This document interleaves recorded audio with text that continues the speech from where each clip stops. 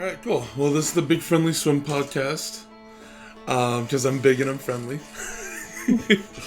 So, for those who might not know you or might not have heard your name before, can you just introduce yourself and take me through your history in swimming? Absolutely. I'm Kensey McMahon, and I'm from Jacksonville, Florida. I'm currently a fifth year at the University of Alabama, and I'm working on my second master's degree. I started swimming in my backyard pool basically as an infant, and then I joined a YMCA when I was 5 and totally fell in love with the sport and making friends through it and competing. And then right after the 2008 Summer Olympics, I joined my first year-round team, which was bowls, and I swam with them for 10 years before coming to the University of Alabama. So, actually, that segues me perfectly into one of my questions. Bowl School Sharks is a pretty rich history of creating some world-class swimmers. I mean, like Ryan Murphy, Joseph Schooling, there's been some really great athletes that have come out of that program. So I'm curious if you could talk about some of the things you learned from your time on the team, and what your experiences swimming for them instilled in you to help you at Alabama. I've absolutely loved my years at Bowls. I've met some of my best friends there. I had incredible coaches, and there's just so much history of stellar swimming. And so, while I never actually got to train with Ryan, Caleb, or Joseph, because they're 4 more years older than me, I always looked up to them and saw what they were doing in the senior group while I was in some of the younger groups. And the summer between eighth grade and my freshman year of high school, I earned my first junior national cut and actually got to go to juniors with all the big kids at the time. And it was the most fun week. They welcomed me in and taught me so much. And I think that experience that summer and then that whole year leading into that summer really encompasses my time at Bulls, because not only was I able to work hard and fall in love with the sport and make friends, but I was also really able to learn about goal setting. And I did that with my coach at the time. I told him the year before that I wanted to make my junior national cut. And so we worked on a whole year-long plan, and I think that's really shaped me into the swimmer who I am today. Nice. So I think it's kind of understated, at least, how important club coaches can be, and how world class of coaches that club coaches can be. That everybody always looks at the success of an athlete from their college coaches and their coaches after they've graduated high school, but there's definitely a lot of athletes who've had a lot of success even just on a club swimming level. So 2021 Olympic trials was originally supposed to be in 2020, and then a couple of things happened and got delayed a little bit. Who knows why? No. So I'm curious if you could talk about your experience at Olympic trials in 2021 and whether or not that extra year delay, what that did for your preparation. 2021 trials, I was super excited to be there. It was my first Olympic trials, because in 2016 I earned my cut a couple of weeks after trials happened. And so I was super grateful to be there. And it was also my first time competing prelim finals for the 1500. So that was a whole new experience in itself. I would say that I think the extra year probably did more damage for me than help me, in that 2020, I was having a really strong year. I'd come off of 2019 Summer Nationals where I placed second in the 1500 and made a couple of other final swims, and I made my first national team that summer, and then won the mile at SEC's 2020 right before everything got canceled. And so during that COVID time, I felt like I was just in a super stressed out and desperate state. I think I swam in 12 different pools, a bunch of different bodies of water, just trying to swim for whatever was going to be next, but then would eventually get canceled. And I think that definitely took a toll on me heading into that 2021 year. My times were good at trials, but I ended up placing 8th, 9th, and 10th in the 1500, 800, and 400, not going best times. So it was a bittersweet meet for me for sure. I think there's a lot of pressure that goes unspoken about at Olympic trials, especially there was some percentage for at least 2016 Olympic trials where it said it was either 13 or 30% of athletes there went best times, and everybody else added from their seed. So there's a lot of pressure to be able to maintain composure, especially on a meet at that level. But obviously a year later, you had your like first senior international experience, making the world championship team, swimming a 25-kilometer race, which I can't even fathom that length. Like I swim the mile, that's like my favorite event, and I can't even fathom like 25 kilometers. But how do you think competing in world championships that summer prepared you for another senior international experience where you medaled in Australia later that year?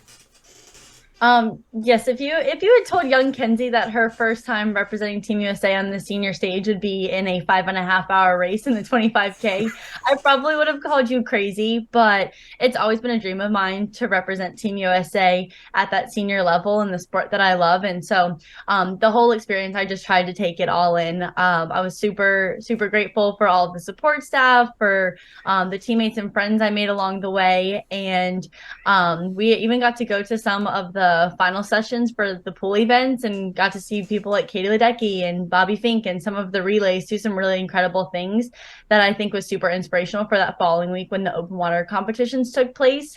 And so just seeing the combination of pool races and then also getting to compete and represent Team USA, I think was super inspirational and motivating heading into short course worlds in December. Short course worlds was unexpected. I didn't think I would be selected for the team, and so when I got that email, I called my parents, totally freaking out, and they were crying on the phone, and it was just this really really cool moment. And then drove straight over to the pool, and my coaches were giving me hugs and stuff because representing Team USA in a pool event has also been a big dream of mine. And so I think getting some of that international exposure and getting to meet and compete against swimmers from all over the world, all different countries, was super cool in Australia as well. I remember watching because it was over my winter break, so I was up at like 3 in the morning watching swimming, and I'm sitting there like I was watching the times. I'm like, she's gonna get a medal. She's gonna get a medal because I always like seeing somebody from an earlier heat in the distance events place in like the top 8 or even top 3 and get a medal. So I was pretty excited when I saw that. Thank you. It was definitely a stressful few hours for sure.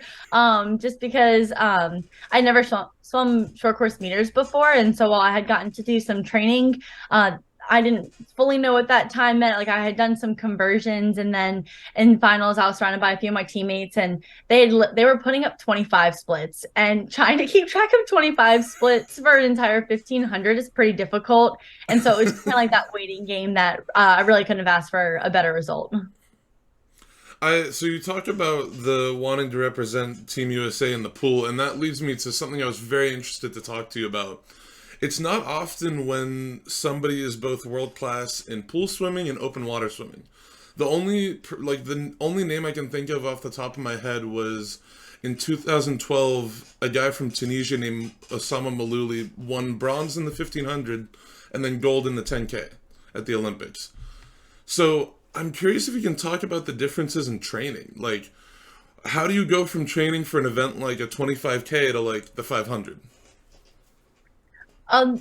It'll sound kind of crazy, but there isn't too much difference in training for me personally, especially coming off of the collegiate season. Like last year for Open Water Nationals, there was only a week between my mile at NCs and that 10K qualifier. And so it was pretty much just trying to hit some yardage while we could in those few days leading up to it. And then for the 25K, I didn't find out until May that I had qualified for it and only had a few weeks until Worlds. So again, not a whole lot of time to ramp up yardage to that extent. And so my coach and I made a plan with a lot of long swimming, but I mean, I really wasn't doing workouts over 8 or 9K just because of the short time period that I was working with. But I think that my coach and I do a great job of trying to do a variety of training. Like I do some IM training, I do some speed work, I do some power work, and I think that's definitely helped with a range like a 500 to a 25K. So speaking of that 500, and this is the thing that like when this happened, I was like, oh my god, I have to talk to this person. Going into NCAAs this year, you were seated like somewhere in the 20s, like 23rd in the 500. And then you qualified fourth for the final. And then I'm watching the race and I'm like, no way this person's about to beat all of these other people when she wasn't even seeded to make the final. It was pretty awesome. Um, so can you talk about like the emotions? Like first off, what did you think when you made the 500 free final?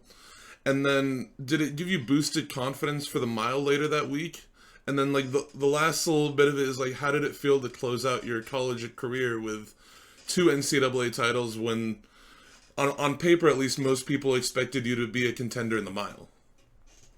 For the 500 free, that's definitely one of my focus events, and had been training for that in the mile all year. So I knew that after the like in the prelims, I wanted to get a lane in the finals, because if you have a lane, you have a chance. And so really just focus on the preparation going into it, working on my warm-up plan, my activation, just talking to my coach. We just kept it very process oriented.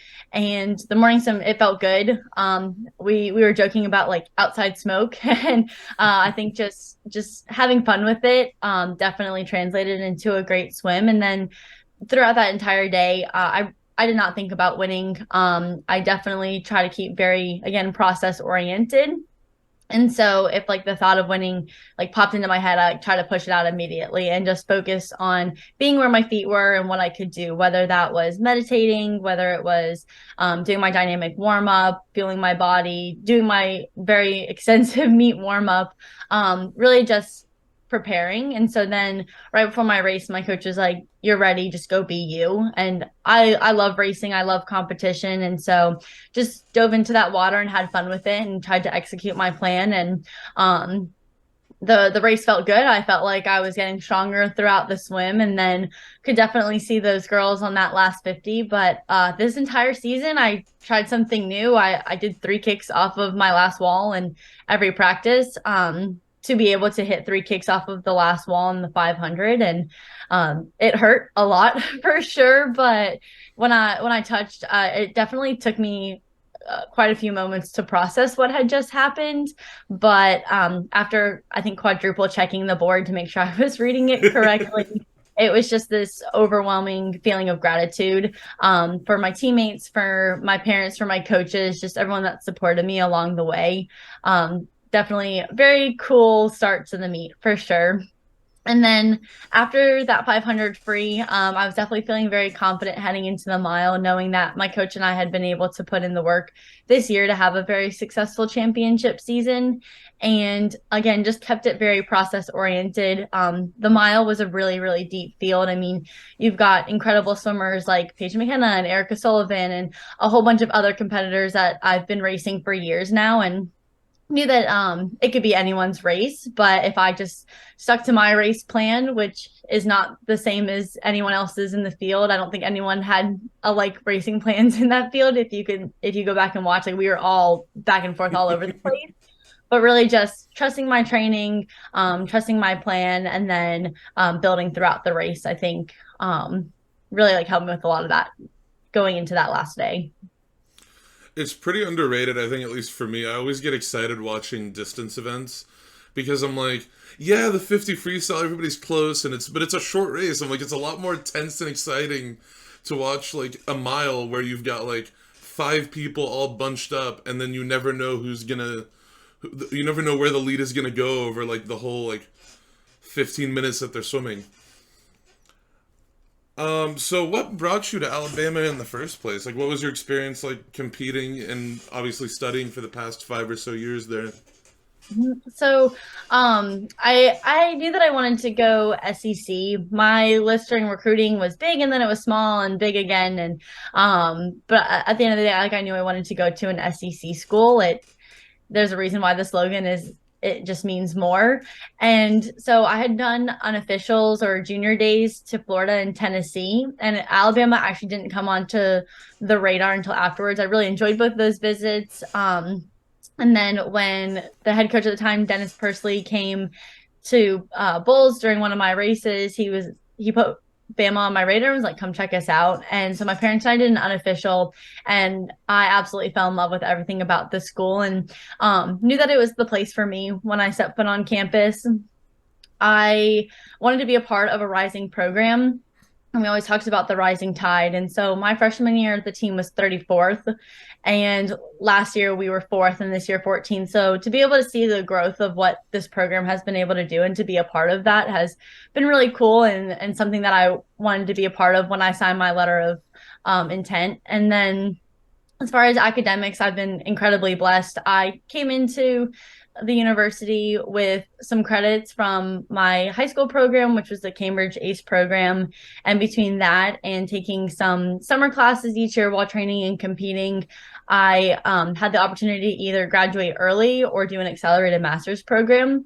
I ended up choosing the latter. And so last year I was able to graduate with my bachelor's in public relations and my master's in PR and advertising. And so super grateful for that. And then with this opportunity for a fifth year, I'm completing my second master's in sport hospitality management. And so being at the University of Alabama, which just has so many resources, I mean, they want you to succeed here. They'll help you in every possible way. I've been really, really fortunate to be able to study, swim, and earn those degrees during my time here.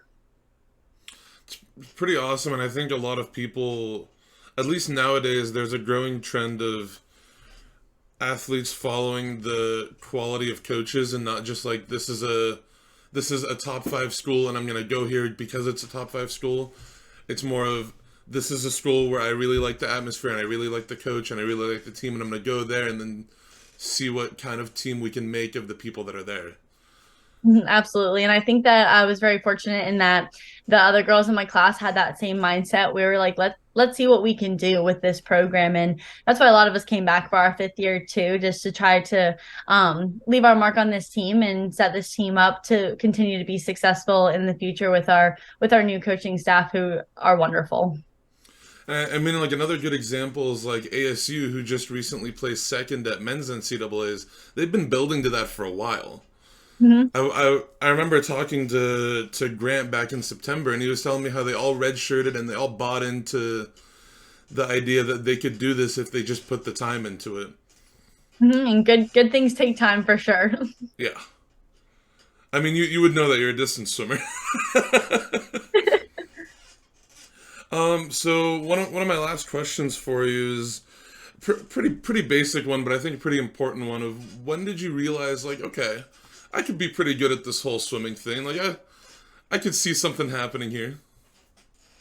I've always dreamed since I was little about what my swimming career would look like, and always wanted to swim in college and compete for Team USA. And while I think I've had to have a lot of patience in that, earning my NCAA titles in my fifth year of school and competing for Team USA on the senior level at 22, 23 years old. I think it's taken a lot of patience and hard work, but I love this sport so much, and I'm super, super blessed with incredible support. And so I think between those things, just been able to really dedicate a lot of time into this sport and excited to see what I can do in the future as well. It's pretty awesome, and I think it speaks to a lot of the patience that people have to have. Like, just because you weren't, let's say, an Olympic trials or an Olympian at age 15 doesn't mean that it's not like ever gonna happen, or that it's not, if you put the hard work in and the time, that it won't ever happen. But looking ahead to your time after Alabama, and even like after your time internationally has run its course, what are some goals that you're comfortable sharing that you have for yourself?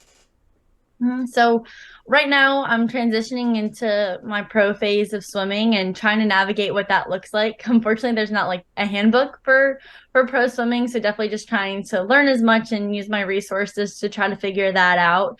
And want to keep swimming for a while, and not sure exactly what that timeline will look like beyond this summer, but definitely want to continue in the sport. And then beyond my swimming career, I would really like to work in the sports industry. And so with my degrees and experience in the sport, I would love to work for maybe USA Swimming someday or another professional sports team, whether that be in public relations, in sport management. Not really sure which route, but I'm open-minded. But through my experiences with Alabama, I've also definitely considered working at the collegiate level with student athlete enhancement. I talk about the resources and beyond the academics and the resources we have with our sports, we also have a lot of opportunities to grow as leaders and in our community. So we have different leadership things like emerging tide leaders or SAC, where you can be on committees and really grow in that aspect. And also, I believe that it's important to pour into the community that's been pouring into you. And Tuscaloosa has been home for me the past 5 years, so being able to give back to the community in different ways. So I think it could be really cool to work and help student athletes be able to develop to reach their full potential and to be their best. So long story short, not totally sure exactly what I want to do in the future. Definitely want to work in sports and just see what doors open. It always puts a smile on my face when athletes are committed to going back and working with other athletes. I used to swim with two twins who went through the team that I'm on right now at my college, and now they're counselors at the school specifically for student athletes on the swim team. That's So really cool. it's pretty awesome seeing like the cycle of athlete to helping other athletes grow and just keeping that positive, nurturing environment going. So my last thing for you is this: at the end of every interview, I always give time for the person I'm talking to basically just promote something of their choice. Like, I've had Caitlin Sandino just promoted Being Kind. I've had people just promote like their Instagram. It's literally just whatever you want. It's your time. Well, a quick little shout out to my Instagram. It's Kensey Mac. But really, what I would just love to leave people with as encouragement is having patience in your sport. I believe that hard work absolutely pays off, but not always exactly when you want it to. But if you lean on your support system and there are so many people in your circle that want to help you out, and just keep that dedication and that motivation. You never know what could happen. You can make a lot of your dreams come true. And there's so many people who are happy to share their stories. So don't be afraid to reach out to people. But yeah, definitely hard work pays off. Sometimes you just have to be a little bit patient.